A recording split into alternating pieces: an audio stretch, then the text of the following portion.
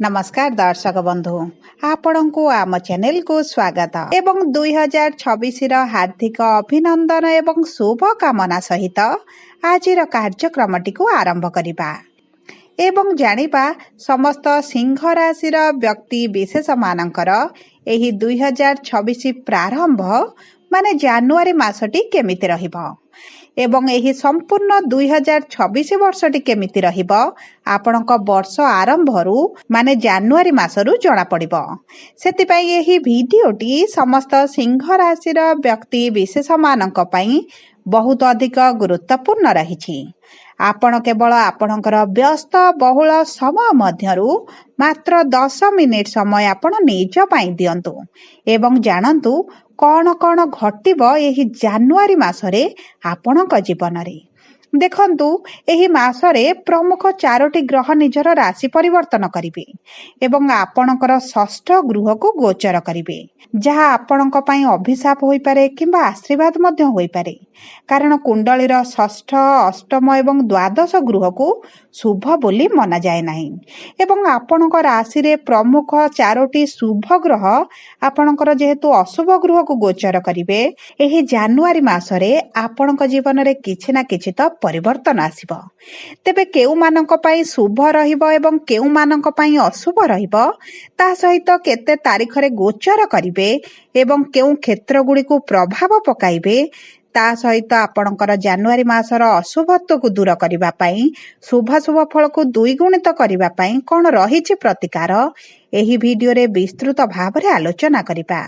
सेतिपई आपण आम सह भिडियो रा शेष पर्यंत जोड़ी होई रुहंतु।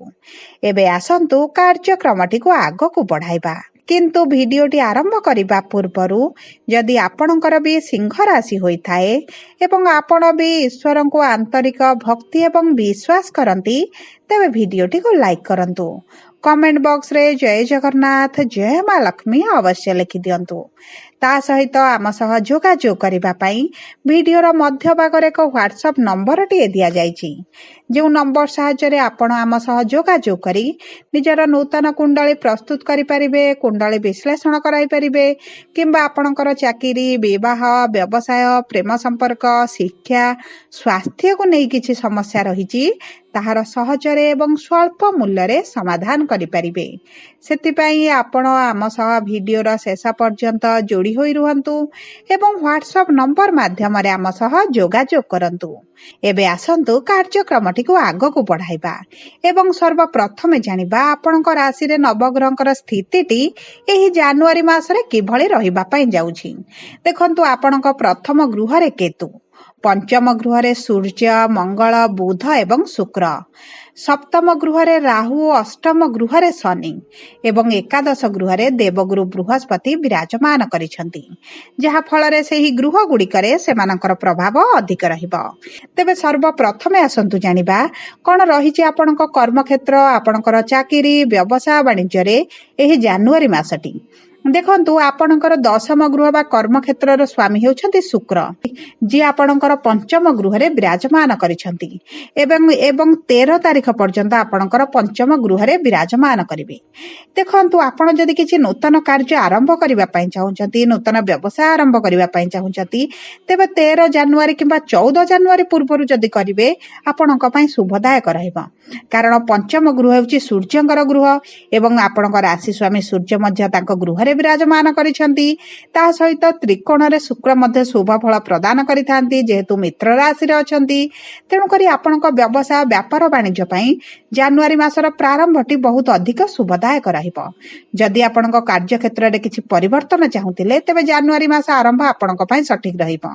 जदि आपण सरकारी चाकरी पई परीक्षा देउछंती इंटरव्यू देउछंती एंट्रांस देउछंती तेबे आपणक पई 15 जनवरी पूर्वरु जदि दियंती बहुत अधिक शुभदायक रहिबो एवं 15 जनवरी परे आपणक भाग्य एतडा साथ न देई पारे कारण आपणक भाग्यर स्वामी जेहेतु मंगल पंचम गृह रे अछंती मित्र गृह रे अछंती आपणक भाग्य आपणक साथ देबो। आपणक चाकरी क्षेत्र रे प्रमोशन हेउ पोस्ट रे परिवर्तन हेउ किंबा आपण चाकरी रे परिवर्तन चाहुचंती किंबा जे कोनोसी चाकरी संबंधित कैरियर संबंधित बड़ निष्पत्ति नेबाकू चाहुचंती आपणक पई 14 जनवरी पूर्वरु शुभदायक रहइबो। किंतु जेउ माने विदेश बाकू चाहुचंती किंबा विदेश रे रहुचंती विदेश रे व्यवसाय करूचंती चाकरी ଚାକିରି କରୁଛନ୍ତି ସେମାନଙ୍କ ପାଇଁ ଜାନୁଆରୀର ଦ୍ୱିତୀୟ ଅର୍ଦ୍ଧଟି ଶୁଭଦାୟକ ରହିବ। କାରଣ ସୂର୍ଯ୍ୟ ମଙ୍ଗଳ ବୁଧ ଆପଣଙ୍କର ଷଷ୍ଠ ଗୃହରେ ପ୍ରବେଶ କରି ସପ୍ତମ ଦୃଷ୍ଟି ଆପଣଙ୍କର ଦ୍ୱାଦଶ ଗୃହକୁ ଦେବେ। ମାନେ ଆପଣଙ୍କର ବିଦେଶ ଯାତ୍ରାରେ ଆପଣଙ୍କର ଭଲ ଯୋଗ ବନିବ। ଯଦି ଆପଣ ବିଦେଶ ଯିବା ପାଇଁ ଚାହୁଁଥିଲେ, ବିଭିନ୍ନ ପ୍ରକାର ସମସ୍ୟା ହେଉଥିଲା ତାହା ଦୂର ହୋଇଯିବ। ବିଦେଶରେ ଯେଉଁମାନେ ରହିଛନ୍ତି, ସମସ୍ୟାରେ ଅଛନ୍ତି, ଟେନସନରେ ଅଛନ୍ତି, ଚାକିରିକୁ ନେଇ ଅଛନ୍ତି, ବ୍ୟବସାୟକୁ ନେଇ ରହିଛନ୍ତି, ତେବେ ସେମାନଙ୍କର ସେହି ସମସ୍ୟା ଗୁଡ଼ିକ ଦୂର ହୋଇଯିବ। ଦେଖନ୍ତୁ, ଆପଣଙ୍କ ବୈଦେଶିକ ମୁଦ୍ରାରେ ମଧ୍ୟ ବୃଦ୍ଧି ଘଟିବ। କିମ୍ବା ଆପଣ ଯଦି ଟ୍ରାନ୍ସପୋର୍ଟ, ଇମ୍ପୋର୍ଟ, ଏକ୍ସପୋର୍ଟରେ କିଛି କାର୍ଯ୍ୟ କରୁଛନ୍ତି କିମ୍ବା କିଛି କଳକାରଖାନାରେ ବଡ଼ ଶିଳ୍ପର କାର୍ଯ୍ୟ କରୁଛନ୍ତି, ବିଶେଷ ଭାବରେ ଆପଣ କିଛି ଯଦି ସୂତା ରିଲେଟେଡ୍ କିମ୍ବା କପଡ଼ା ରିଲେଟେଡ୍ କିଛି କାମ କରୁଛନ୍ତି, ସେଥିରେ ମଧ୍ୟ ଆପଣଙ୍କୁ ସଫଳତା ପ୍ରାପ୍ତି ହେବ। ଦେଖନ୍ତୁ, କର୍ମ କ୍ଷେତ୍ରରେ ଆପଣଙ୍କୁ ମିଶ୍ରିତ ଫଳ ପ୍ରଦାନ ହେବ। ଏବେ ଆସନ୍ତୁ ଜାଣିବା କିପରି ରହିବ ଆପଣଙ୍କର ଆର୍ଥିକ କ୍ଷେତ୍ର।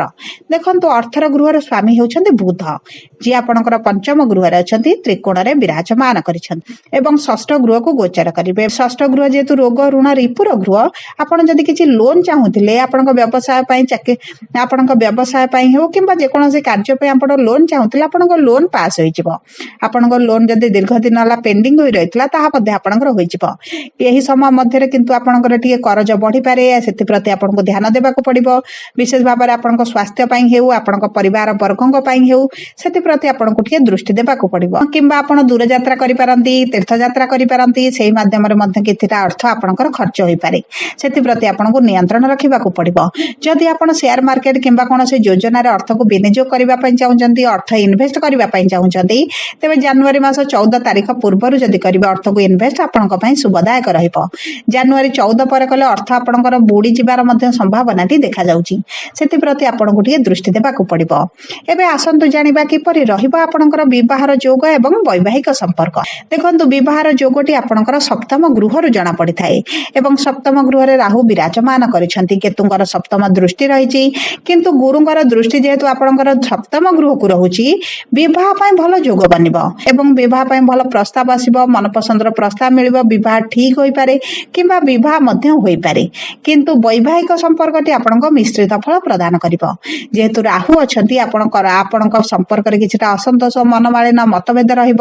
ଆପଣଙ୍କ ସାଥୀଙ୍କ ସହିତ କିଛିଟା ଅଯଥା କଥାକୁ ନେଇ ଝଗଡ଼ା ବି ହୋଇପାରେ, କିଛିଟା ଯୁକ୍ତିତର୍କ ଭଳି ପରିସ୍ଥିତି ହୋଇପାରେ। ପରିବାର ମଧ୍ୟରେ କିଛିଟା ଅସନ୍ତୁଷ୍ଟ ପରିବେଶ ମଧ୍ୟ ସୃଷ୍ଟି ହୋଇପାରେ। ସେଥିପ୍ରତି ଆପଣଙ୍କୁ ଦୃଷ୍ଟି ଦେବାକୁ ପଡ଼ିବ। ବିଶେଷ ଭାବରେ ଆପଣଙ୍କ ବାଣୀକୁ ନିୟନ୍ତ୍ରଣ କରିବାକୁ ପଡ଼ିବ ଏବଂ ଆପଣ ଯଦି ଟିକେ ଆପଣଙ୍କ ବାଣୀରେ ନରମତା ଆଣିବେ, ଟିକେ ନଇଲା ଭଳି ରହିବେ, ତେବେ ଆପଣଙ୍କ ସମ୍ପର୍କଟି ଭଲ ରହିବ। ନଚେତ୍ କିଛି ନା କିଛି ଡିଷ୍ଟର୍ବାନ୍ସ ଆପଣ ଦେଖିପାରନ୍ତି। ବିଶେଷ ଭାବରେ ଆପଣଙ୍କ ସପ୍ତମ ଗୃହର ସ୍ୱାମୀ ହେଉଛନ୍ତି ଶନି, ଯିଏ ଆପଣଙ୍କ ଅଷ୍ଟମ ଗୃହରେ ଅଛନ୍ତି ଏବଂ ଅଷ୍ଟମ ଗୃହକୁ ଶୁଭ ବୋଲି ମନାଯାଏନି। ତେଣୁକରି ଆପଣଙ୍କ ସମ୍ପର୍କରେ ଏହି ସମୟଟି, ଜାନୁଆରୀ ମାସଟି ଏତେଟା ଶୁଭଦାୟକ ରହିବନି। ସେଥିପାଇଁ ଆପଣଙ୍କୁ ଟିକେ ସତର୍କ ରହିବାକୁ ପଡ଼ିବ। ଏବେ ଆସନ୍ତୁ ଜାଣିବା କିପରି ରହିବ ଆପଣଙ୍କର ଶିକ୍ଷା, ପ୍ରେମ ସମ୍ପର୍କ ଏବଂ ସନ୍ତାନର ଯୋଗ। ଦେଖନ୍ତୁ, ଶିକ୍ଷା ଆପଣଙ୍କ ପଞ୍ଚମ ଗୃହରେ ଜଣାପଡ଼େ ଏବଂ ପଞ୍ଚମ ଗୃହରେ ଯେହେତୁ 4ଟି ଗ୍ରହ ଏକତ୍ର ଅଛନ୍ତି, ଆପଣଙ୍କର ଟିକେ କନଫ୍ୟୁଜନ ବଢ଼ିପାରେ। ଆପଣଙ୍କର ମନ ଭିତରେ ପାଠକୁ ନେଇ କିଛିଟା ଦ୍ୱନ୍ଦ୍ୱ ଆସିପାରେ। ଆପଣ ନିଜ କ୍ୟାରିୟରକୁ ନେଇ ଅଧିକ ଚିନ୍ତିତ ମଧ୍ୟ ହୋଇପାରନ୍ତି। ବିଭିନ୍ନ ପ୍ରକାର ମାନସିକ ଚିନ୍ତା ଆପଣଙ୍କର ବଢ଼ିପାରେ। କିନ୍ତୁ 14 ଜାନୁଆରୀ ପୂର୍ବରୁ ଯଦି ଆପଣ କିଛି ପରୀକ୍ଷା ଦିଅନ୍ତି, ଆପଣଙ୍କର କ୍ଲାସ୍ ପ୍ରମୋସନ ପାଇଁ ହେଉ କିମ୍ବା ଗଭର୍ଣ୍ଣମେଣ୍ଟ ସର୍ଭିସ ପାଇଁ ହେଉ କିମ୍ବା ଗଭର୍ଣ୍ଣମେଣ୍ଟ କଲେଜରେ ଆଡମିସନ ପାଇଁ ହେଉ, ତେବେ ଆପଣଙ୍କ ପାଇଁ ଶୁଭଦାୟକ ରହିବ। କିନ୍ତୁ ସୂର୍ଯ୍ୟ ଆପଣଙ୍କର ଷଷ୍ଠର ଗୃହକୁ ଗୋଚର କଲେ ମଧ୍ୟ ଆପଣଙ୍କୁ ଏତେଟା ଶିକ୍ଷା କ୍ଷେତ୍ରରେ ଖରାପ ପ୍ରଭାବ ଦେବେ ନାହିଁ। କାରଣ ଚନ୍ଦ୍ରଙ୍କ ଠାରୁ ଷଷ୍ଠ ଗୃହରେ ଯଦି ସୂର୍ଯ୍ୟ ବିରାଜମାନ କରନ୍ତି, ଏତେଟା ଅଶୁଭ ଫଳ ପ୍ରଦାନ କରନ୍ତି ନାହିଁ। ତେଣୁ ଶିକ୍ଷା ପାଇଁ ଆପଣଙ୍କର ଏତେଟା ସମସ୍ୟା ଆପଣ ଦେଖିବେନି। କିନ୍ତୁ ବହୁତ ଅଧିକ ଶୁଭ ସମୟ 14 ତାରିଖ ପୂର୍ବରୁ ରହିବ। ଏବେ ଆସନ୍ତୁ ଜାଣିବା କିପରି ରହିବ ଆପଣଙ୍କ ପ୍ରେମ ସମ୍ପର୍କ। ଦେଖନ୍ତୁ, ପ୍ରେମ ସମ୍ପର୍କରେ ଆପଣଙ୍କର ମନମାଳିନ, ମତଭେଦ ମଧ୍ୟ ରହିବ। କାରଣ ଆପଣଙ୍କର ପ୍ରେମର ଗୃହର ସ୍ୱାମୀ ହେଉଛନ୍ତି ଦେବଗୁରୁ ବୃହସ୍ପତି, ଯିଏ ଆପଣଙ୍କର ଏକାଦଶ ଗୃହରେ ଅଛନ୍ତି। କିନ୍ତୁ ଆପଣଙ୍କର ପ୍ରେମର ଗୃହରେ ଯେହେତୁ 4ଟି ଗ୍ରହ ଏକତ୍ର ଅଛନ୍ତି, ଆପଣଙ୍କର କୌଣସି ଛୋଟ ଛୋଟ କଥାକୁ ନେଇ ଉଭୟଙ୍କ ମଧ୍ୟରେ ମତଭେଦ, ମନମାଳିନ ଆପଣ ଦେଖିପାରନ୍ତି। କିନ୍ତୁ ଗୁରୁଙ୍କର ଦୃଷ୍ଟି ଥିବା କାରଣରୁ ଆପଣଙ୍କ ବ୍ରେକଅପ୍ ଭଳି ପରିସ୍ଥିତି ସୃଷ୍ଟି ହେବନି। କିନ୍ତୁ ଯଦି ଆପଣଙ୍କ ଭିତରେ ବୁଝାମଣା ଟିକେ ବଢ଼ାଇ ଦିଅନ୍ତି ଏବଂ ଆପଣଙ୍କ ସାଥୀଙ୍କ କଥାକୁ ଆପଣ ଅଧିକ ଶୁଣନ୍ତି, ପ୍ରାୟୋରିଟି ଦିଅନ୍ତି, ତେବେ ଆପଣଙ୍କ ପାଇଁ ଶୁଭଦାୟକ ରହିବ। ଏବେ ଆସନ୍ତୁ ଜାଣିବା କିପରି ରହିବ ଆପଣଙ୍କର ସ୍ୱାସ୍ଥ୍ୟ। ଦେଖନ୍ତୁ, ସ୍ୱାସ୍ଥ୍ୟ କୁଣ୍ଡଳୀର ପ୍ରଥମ ଗୃହରୁ ଜଣାପଡ଼େ ଏବଂ ପ୍ରଥମ ଗୃହରେ କେତୁ ବିରାଜମାନ ହୋଇଛନ୍ତି।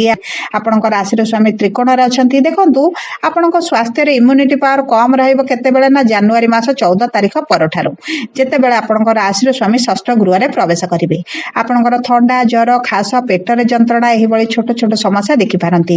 କିନ୍ତୁ 14 ତାରିଖ ପୂର୍ବରୁ ଆପଣଙ୍କର ଟିକେ ଦୁଶ୍ଚିନ୍ତା ବଢ଼ିପାରେ, ପାରେ बीपी डायबिटीज कोलेस्ट्रोल भली समस्या टिके देखि पारंती चर्म जनित समस्या आपणकर बढ़ी पारे सेति प्रति आपनको टिके दृष्टि देबाक पड़िबो निज खाद्य पानी रे बहुत अधिक दायित्व नियंतु सब परे अशुभत्व को दूर करे शुभाशुभ फल को वृद्धि करबा पई आपण प्रतिदिन सूर्य को प्रातः समय तंबा पात्र रे जल अर्पण करंतु हृदय आदित्य स्रोत पाठ करंतु प्रातः समय सूर्यंकर बीज मंत्र 108 थर पाठ करंतु ता सहित मांकड़ को किछि खाद्य दियंतु गुरुंकर बीज मंत्र जप करंतु गो मातांकर सेवा करंतु आपणक पई शुभदायक रहइबो जदि आपणकर सिंह राशि होइथाय वीडियो टी किभଳି लागला कमेंट बॉक्स रे लिखि जणांतु जदि प्रथम थर आम चैनल को आसी छथि चैनल टी को सब्सक्राइब करंतु पाखरे थिबा बेल आइकन को प्रेस करंतु।